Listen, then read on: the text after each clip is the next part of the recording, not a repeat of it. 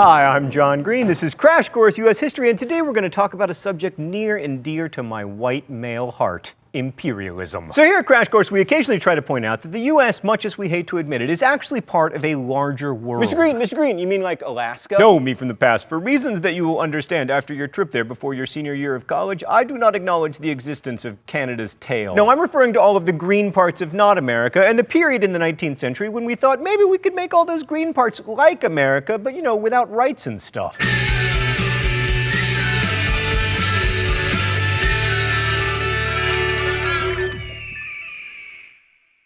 So the late 19th and early 20th centuries were a period of expansion and colonization in Asia and Africa, mostly by European powers. As you'll know if you watch Crash Course World History, imperialism has a long history pretty much everywhere. So this round of empire building is sometimes called, rather confusingly, new imperialism. Because the US acquired territory beyond its continental boundaries in this period, it's relatively easy to fit American history into this world history paradigm. But there's also an argument that the United States has always been an empire. From very early on, the European settlers who became Americans were intent on pushing westward and conquering territory. The obvious victims of this expansion/imperialism were the Native Americans, but we can also include the Mexicans who lost their sovereignty after 1848. And if that doesn't sound like an empire to you, allow me to draw your attention to the Russian Empire. Russians were taking control of territory in Central Asia and Siberia and either absorbing or displacing the native people who lived there, which was the exact same thing that we were doing. The empires of the late 19th and early 20th centuries were different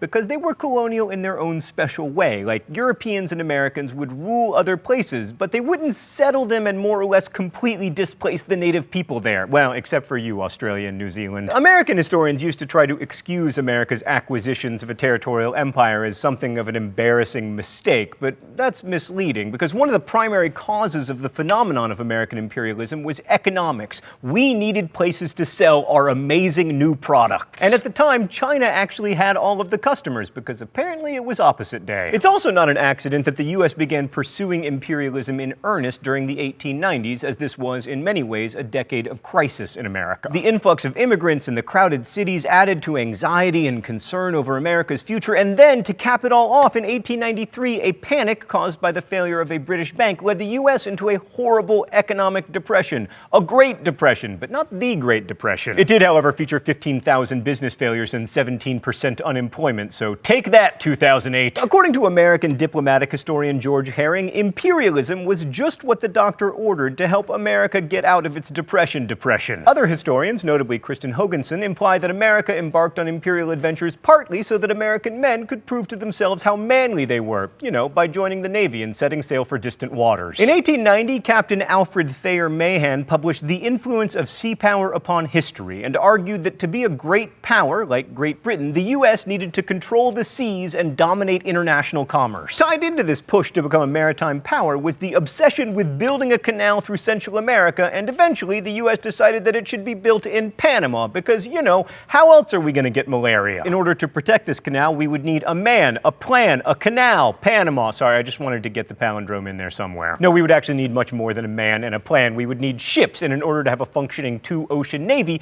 we would need colonies. Why? Because the steamships at the time were powered by coal, and in order to refuel, they needed coal depots. I mean, I suppose we could have, like, rented harbor space, but why rent when you can conquer? Also, nationalism and the accompanying pride in one's country was a worldwide phenomenon to which the US was not immune. I mean, it's no accident that the 1890s saw Americans begin to recite the Pledge of Allegiance and celebrate Flag Day. And what better way to instill national pride than by flying the stars and stripes over Guam. So pre-Civil War attempts to expand beyond what we now know as the continental United States included our efforts to annex Canada, which were sadly unsuccessful, and also filibustering, which before it meant a senator talking until he or she had to stop to pee, was a thing where we tried to take over Central America to spread slavery. But the idea of taking Cuba persisted into the late 19th century because it is close and also beautiful. The Grant administration wanted to annex it and the Dominican Republic, but Congress demurred. But we did succeed in purchasing Canada's tail. You can see how I feel about that. To be fair, discovery of gold in the Yukon made Seward's icebox seem like less of a Seward's folly, and it did provide coaling stations in the Pacific. But we could have had rum and Caribbean beaches. Oh, Stan, all this talk about how much I hate Alaska has me overheated. I gotta take off my shirt. Oh, my life. So hard to take off a shirt dramatically. I'm angry! Anyway, coal stations in the Pacific were important because in 1854 we opened Japan to American trade by sending a flotilla of threatening black ships under Matthew Perry. No, Stan, not that Matthew Perry. You know better. By far, America's best piece of imperial business before 1898 was Hawaii. Like, I like oil and gold as much as the next guy, but Hawaii has pineapples and also sugar, which were grown on American-owned plantations by Chinese, Japanese, Filipino, and native workers. Treaties between the U.S. and Hawaiian governments exempted this sugar from tariffs, and America also had established a naval base at Pearl Harbor, which seemed like a really good idea. Then. We eventually annexed Hawaii in 1898, and this meant that it could eventually become a state, which it did in 1959, 2 years before Barack Obama was born in Kenya. And this leads us nicely to the high tide of American imperialism, the Spanish-American-Cuban-Filipino War. The war started out because native Cubans were revolting against Spain, which was holding on to Cuba for dear life as the remnant of a once great empire. The Cubans' fight for independence was brutal. 95,000 Cubans died from disease and malnutrition after Spanish General Valeriano Weyler herded Cubans into concentration camps. For this, Weyler was called Butcher in the American Yellow Press, which sold a lot of newspapers on the backs of stories about his atrocities. And at last we come to President William McKinley, who responded cautiously with a demand that Spain get out of Cuba or face war. Now, Spain knew that it couldn't win a war with the U.S., but as George Herring put it, they preferred the honor of war to the ignominy of surrender. Let that be a lesson to you. Always choose ignominy. Oh, it's time for the mystery document?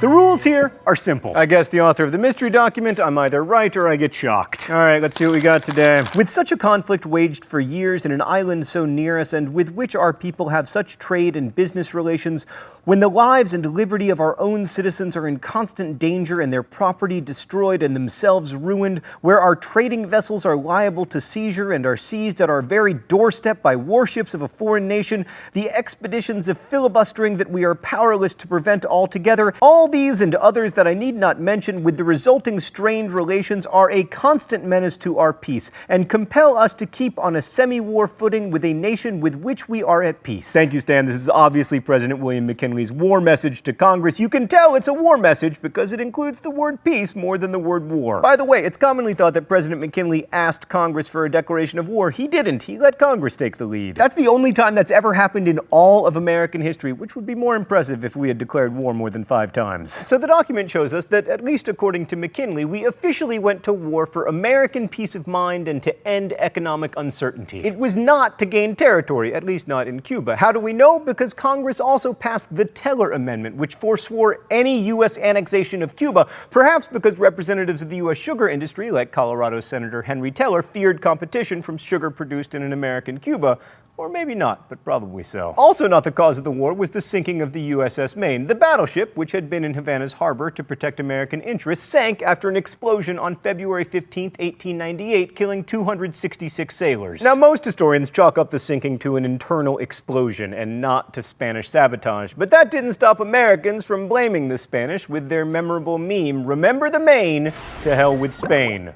Let's go to the thought bubble. The actual war was one of the most successful in U.S. history, especially if you measure success by brevity and relative paucity of deaths. Secretary of State John Hay called it a splendid little war, and in many ways it was. Fighting lasted about 4 months, and fewer than 400 Americans were killed in combat, although 5,000 died of, wait for it, disease. Stupid disease, always ruining everything. There weren't a ton of battles, but those that happened got an inordinate amount of press coverage, like the July attack on San Juan Hill at the Cuban city of Santiago, led by future President Theodore Roosevelt. While it was a successful battle, the real significance is that it furthered Roosevelt's career. He returned a hero, promptly became governor of New York, and by 1900 was McKinley's vice president, which was a good job to have because McKinley would eventually be assassinated. A more important battle was that of Manila Bay, in which Commodore George Dewey destroyed a tiny Spanish fleet and took the Philippines. This battle took place in May of 1898, well before the attack on Cuba, which strongly suggests that a war that was supposedly about supporting Cuban independence was really about something else.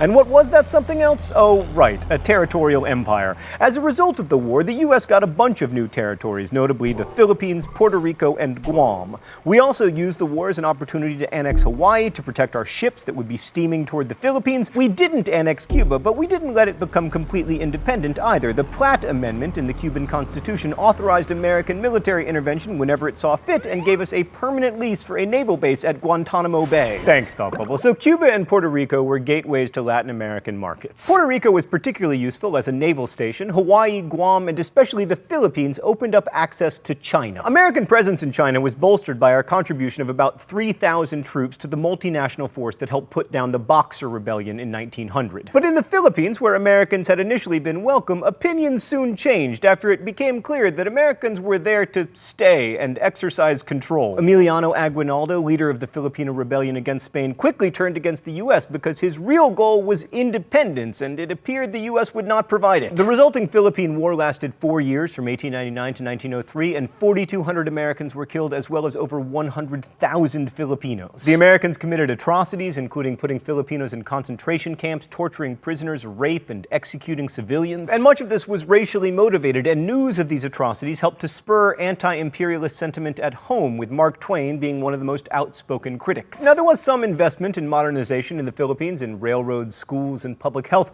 but the interests of the local people were usually subordinated to those of the wealthy. So American imperialism, in short, looked like most other imperialisms. So Constitution nerds will remember that the U.S. Constitution has no provision for colonies, only territory that will eventually be incorporated as states. Congress attempted to deal with this issue by passing the Foraker Act in 1900. This law declared that Puerto Rico would be an insular territory. Its inhabitants would be citizens of Puerto Rico, not the United States, and there would be no path to statehood. But this wasn't terribly constitutional. Congress did extend U.S. citizenship to Puerto Ricans in 1917. Now it's a commonwealth with its own government that has no voice in the U.S. Congress or presidential elections and no control over its own defense or environmental policy. The Philippines were treated similarly to Puerto Rico in a series of cases between 1901 and 1904, collectively called the Insular Cases. But Hawaii was treated differently because it had a sizable population of American settlers who happened to be white. Ergo, it became a traditional territory with a path to statehood because white people, and also pineapples. Now let's briefly talk about anti-imperialism. There were lots of people who objected to imperialism on racial grounds, arguing that it might lead to, diversity. But there were also non-racist anti-imperialists who argued that empire itself, with its political domination of conquered people, was incompatible with democracy, which, to be fair, it is. The Democratic Party, which had supported intervention in Cuba in 1900, opposed the Philippine War in its platform. Some progressives opposed imperialism too, because they believed that America should focus on its domestic problems. Yet those who supported imperialism were just as forceful. Among the most vocal was Indiana Senator Albert Beveridge, who argued that imperialism was benevolent and would bring a new day of freedom. But make no mistake, underneath it all, imperialism was all about trade. According to Beveridge, America's commerce must be with Asia. The Pacific is our ocean. Where shall we turn for consumers of our surplus? Geography answers the question. China is our natural customer. In the end, imperialism was really driven by economic necessity. In 1902, Brooks Adams predicted in his book, The New Empire, that the U.S. would soon, quote, outweigh any single empire, if not all empires combined. Within 20 years, America would be the world's leading economic power. We didn't have the most overseas territory, but ultimately, that didn't matter. Now, the reasons for imperialism, above all the quest for markets for American goods, would persist long after imperialism became recognized as antithetical to freedom and democracy. And we would continue to struggle to reconcile our imperialistic urges with our ideals about democracy until now. Thanks for watching. I'll see you next week. Crash Course is produced and directed by Stan Muller. Our script supervisor is Meredith Danko. The associate producer is Danica Johnson. The show is written by my high school history teacher, Raul Meyer, Rosiana Rojas, and myself, and our graphics team is Thought Cafe. Every week there's a new caption for the Libertage. You can suggest captions in comments, where you can also ask questions about today's video that will be answered by our team of historians. Thanks for watching Crash Course, and as we say in my hometown, don't forget to be awesome. This is the part where Stan gets nervous, like, is he gonna go this way, or this way, or this way? I'm going this way!